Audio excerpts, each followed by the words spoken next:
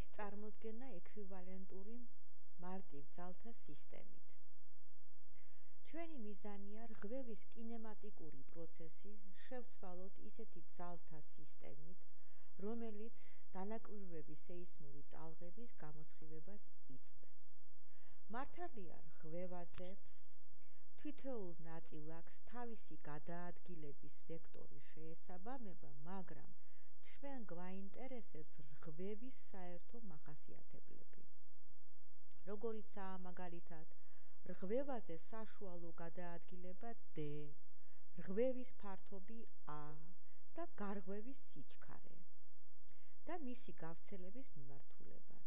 თუ სეისმური ტალღებისთვის, რომელთა პერიოდი ტოლია ან მეტი რღვევის გავრცელების დროისა, ან თუ სეისმური ტალღების სიგრძე მეტია რღვევის განზომილებაზე, მაშინ ჩვენ შეგვიძლია წარმოვადგინოთ რთული რღვევა მარტივი დისლოკაციით, ისე როგორიც მოცემულია მე-11 ნახაზზე.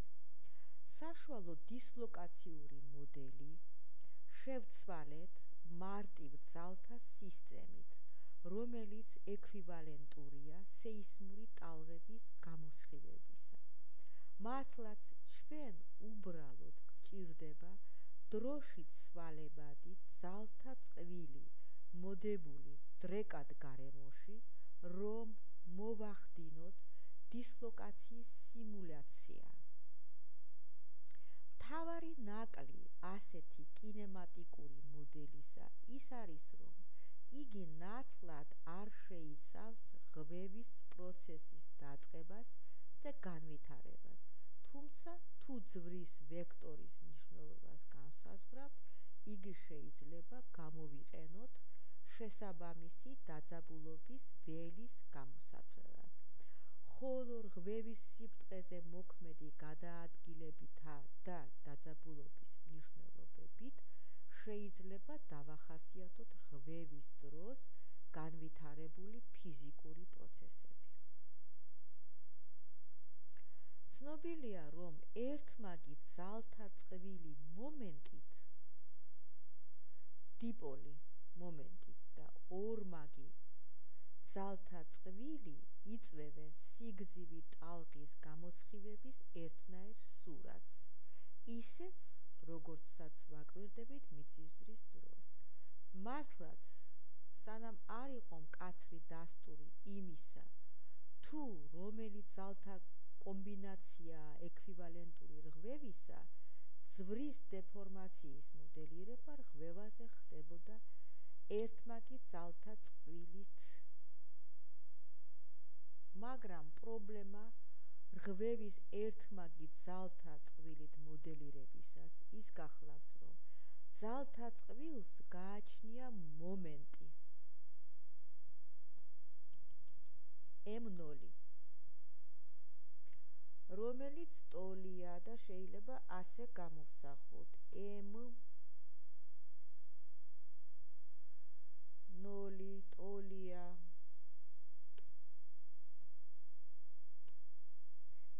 ძალის მოდული F გამრავლებული დელტა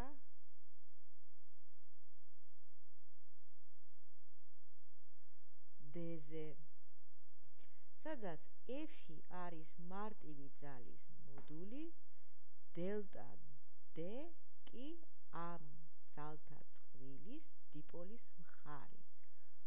როდესაც დელტა D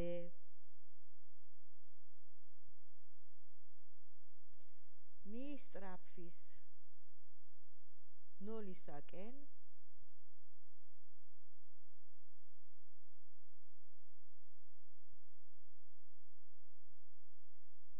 ხოლო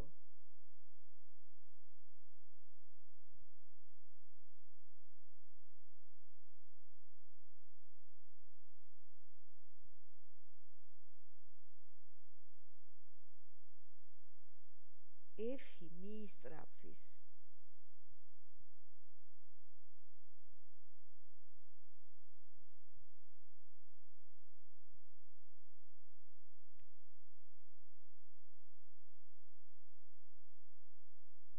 უსასრულობისაკენ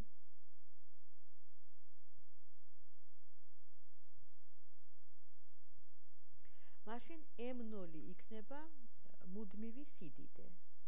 ამრიგად ჩვენ გარემოში გვექნება გაუწონასწორებელი მომენტი, როდესაც დისლოკაცია მოხდა. მაგრამ ვიცით, რომ სიგრძივი ტალღების გამოსხივებისათვის რღვევისა და დამხმარე სიბრტყეები არ განსხვავდებიან ერთმანეთისაგან. ამიტომ მიზანშეწონილია, რომ შემოვიღოთ მეორე ძალთა წყვილი, რომ ძალთა წყვილის მომენტები იყოს გაწონასწორებული. მეორე ძალთა წყვილი მიმართული იქნება დამხმარე სიბრტყის მიმართულებით. ეს არის ორმაგი ძალთა წყვილის მოდელი, რომელიც შესაბამისობაში მოდის რღვევაზე გადაადგილების არსებულ თეორიასთან. ეს არის ორმაგ ძალთა წყვილი. ნახat მე-11-ზე მოცემული, რომელიც ამჟამად მიღებული მოდელია სეისმური წყაროს მოდელირებისათვის. ეს არის დისლოკაციის გავრცელება, გადაადგილება D რღვევაზე, რომელიც იცვლება 0-დან D რაღაც მაქსიმალურ მნიშვნელობამდე და იგი ტოლია ორმაგი ძალთა წყვილის შეიძლება ამ ძალთა წყვილის მოდელირებით. თუმცა დიდი ბრძოლა იყო ამ ორი მოდელის მიმდევრებს შორის 1920 და 1960-იან წლებამდე. მიუხედავად ამისა, რომ ერთმაგ დიპოლს ნაკლები ფიზიკური ახსნა აქვს, მაინც არ იქნა იგი ერთბაშად განდევნილი, რადგან სიგრძივ ტალღებს ამ ორი მოდელისათვის ერთნაირი გამოსხივება აქვს.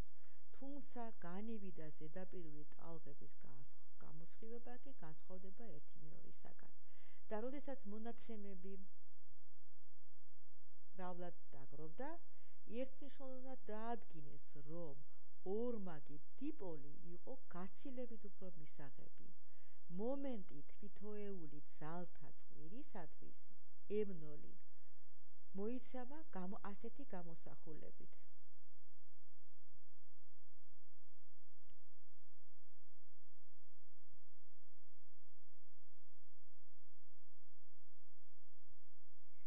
მიუ გამრავლებული D აზე, სადაც მიუ გარემო სიხისტეა, D გადაადგილება, ხოლო A რღვევის ფართობი.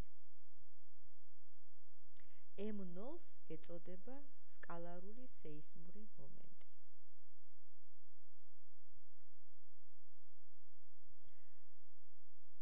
შემდგომი ნახაზიდან კარგად ჩანს, რომ ორმაგი დიპოლი შეიძლება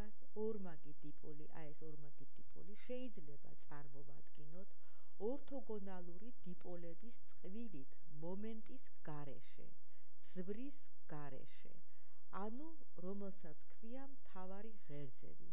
ეს ის ღერძებია, სადაც ქრება ძვრა, ანუ დაძაბულობის ტენზორის არადიაგონალური წევრები. ეს ღერძები არიან 45 გრადუსზე რღვევისა და მისი ორთოგონალური სიბრტყის მიმართ.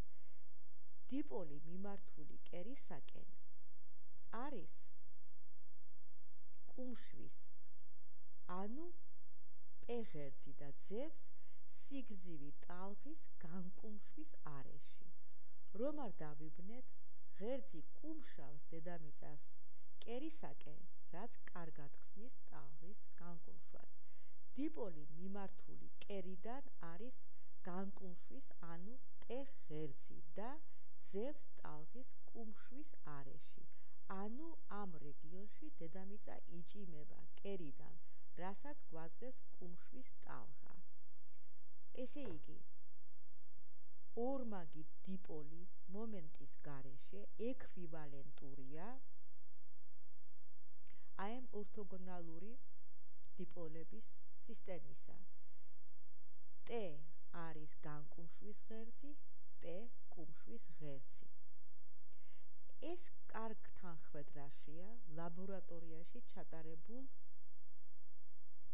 ცდებთან, როცა ნიმუში შეკუმშულია ესეთი ძალით, მაშინ ღვევა წარმოიქმნება დაძაბულობის მიმართ 45 გრადუსზე. აი, ნიმუშია, მოდებულია დაძაბულობა და ღვევა ხდება აი ამ